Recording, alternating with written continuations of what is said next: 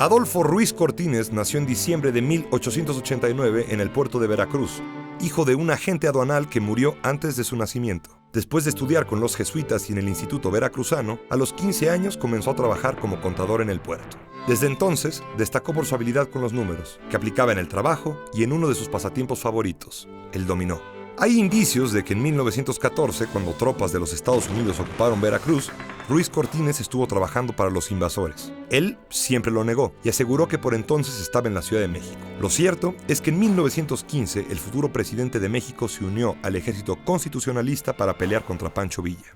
En 1920 Ruiz Cortines se adhirió al Plan de Agua Prieta, con el que Obregón y Calles se rebelaron contra Venustiano Carranza. Él fue el encargado de rescatar el tesoro nacional que Carranza, en su huida, había embarcado en vagones de ferrocarril y lo entregó al presidente interino Adolfo de la Huerta. En 1926, Ruiz Cortines se dio de baja del ejército. Ya para entonces trabajaba en el Departamento de Estadística Nacional, donde permanecería hasta 1935. Entonces, a los no tan tiernos 45 años, empezó su carrera política en el puesto de oficial mayor del gobierno del Distrito Federal. En 36, cuando Miguel Alemán Valdés llegó a la gobernatura de Veracruz, Ruiz Cortines tenía ya una amistad firme con él. Alemán, por lo tanto, apoyó su candidatura a diputado federal por el distrito de Tuxpan, en el que resultó electo en 1937. Manuel Ávila Camacho lo nombró tesorero general de su campaña y de ahí, en una carrera rápida e ininterrumpida, llegó a ser gobernador de Veracruz. En su gobierno, Ruiz Cortines se distinguió por ser discreto y eficaz y por luchar contra la corrupción. Siempre fue un hombre austero pero elegante, que gustaba usar corbatas de moño, pulcro y muy supersticioso. En 48, Ruiz Cortines solicitó licencia a su cargo como gobernador de Veracruz para ocupar el de secretario de Gobernación, al que lo llamó su amigo y paisano, el presidente Miguel Alemán. 3 años después, el propio Alemán lo destapó como candidato a la presidencia de la República por el PRI. En su toma de posesión, el 1 de diciembre de 1952, Ruiz Cortines dejó en claro que su gobierno adoptaría una política de austeridad, declaración que se leyó como un ataque velado a Miguel Alemán. «Prefiero que no se hagan obras, pero que la gente no padezca hambre», declaró. Así comenzó su gobierno, frustrando contratos chuecos y vigilando el gasto público. Durante su primer informe de gobierno, Ruiz Cortines dio una larga lista de cifras deplorables sobre México. El 42% de la población era analfabeta. 19 millones de campesinos vivían marginados y 60% de la población recibía una quinta parte de todo el ingreso nacional. Quizá por eso Ruiz Cortines fue casi teatral en la aplicación de su política de honradez y austeridad.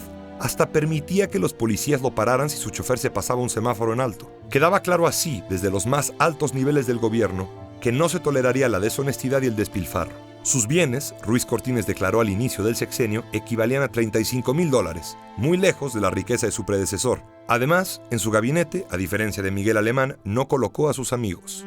Durante su sexenio, Ruiz Cortines expandió el IMSS, creó la Comisión Nacional de Energía Nuclear y puso un nuevo interés en el campo, impulsando, aunque limitadamente, el reparto agrario, los seguros agrícolas y la mejora en las condiciones de vida de los campesinos. En 53, logró que se aprobara el voto a las mujeres, aunque en aquel sistema político, el voto, femenino o masculino, servía en realidad para muy poco. Al acercarse el final de su sexenio, hubo 2 fuertes movimientos de protesta contra su gobierno. El primero de ellos fue el de los maestros, que buscaban mejoras salariales.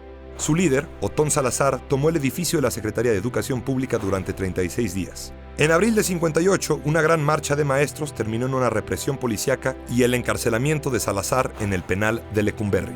El segundo movimiento fue el de los ferrocarrileros, inconformes con sus salarios y con el llamado charrismo sindical del líder Jesús Díaz de León.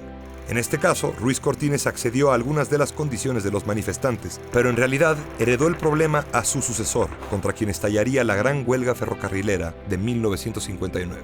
Después de dejar la presidencia a Adolfo López Mateos, Ruiz Cortines cumplió a cabalidad la regla no escrita de no estorbar al nuevo presidente. Él mismo declaró que pertenecía a la augusta institución de los SEX, quienes tienen como primer deber respetar al que es y evidenciar absoluta disciplina. Fue nombrado delegado fiduciario de Nacional Financiera, cargo en el que se negó a percibir un salario. En 1962, Ruiz Cortines se retiró a su natal Veracruz, donde falleció con la austeridad con la que había vivido, prácticamente alejado de amigos y familiares, en 1973.